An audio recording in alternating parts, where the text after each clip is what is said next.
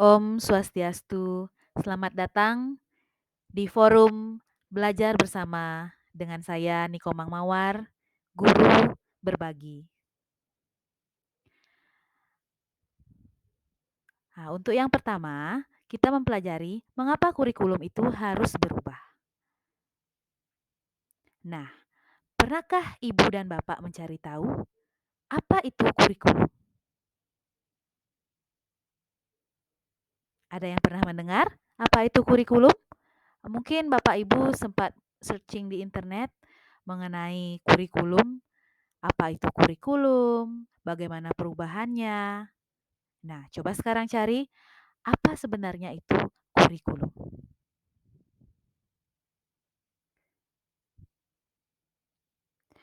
Menurut Undang-Undang Sisdiknas Nomor 20 Tahun 2003, kurikulum adalah seperangkat rencana dan pengaturan mengenai tujuan, isi, dan bahan pembelajaran serta cara yang digunakan sebagai pedoman penyelenggaraan kegiatan pembelajaran untuk mencapai tujuan pendidikan tertentu.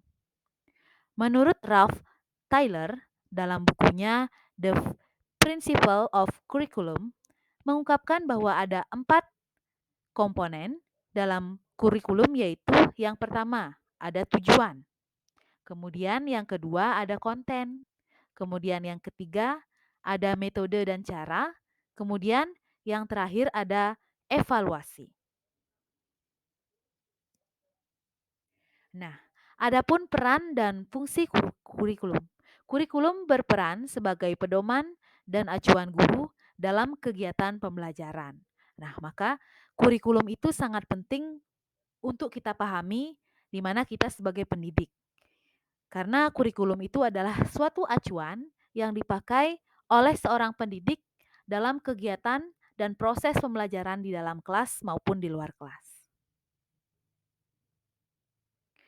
Nah, maka kurikulum dapat dimaknai dengan yang pertama, mewariskan nilai dan budaya masyarakat yang relevan dengan masa kini. Yang kedua, mengembangkan sesuatu yang dibutuhkan saat ini dan masa depan. Kemudian yang ketiga adalah menilai dan memilih suatu yang relevan sebagai kontrol sosial. Adapun fungsi kurikulum. Fungsi kurikulum bagi guru adalah untuk memahami proses belajar murid. Nah, seperti itu ternyata ya fungsi kurikulum untuk memahami bagaimana proses pembelajaran siswa.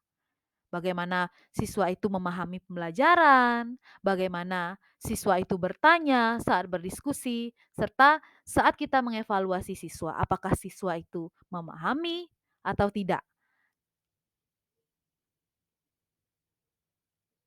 Oke, selanjutnya adalah mengapa alasan perubahan kurikulum. Nah, yang pertama ada alasannya. Adalah kurikulum yang baik adalah kurikulum yang sesuai dengan perkembangan zaman.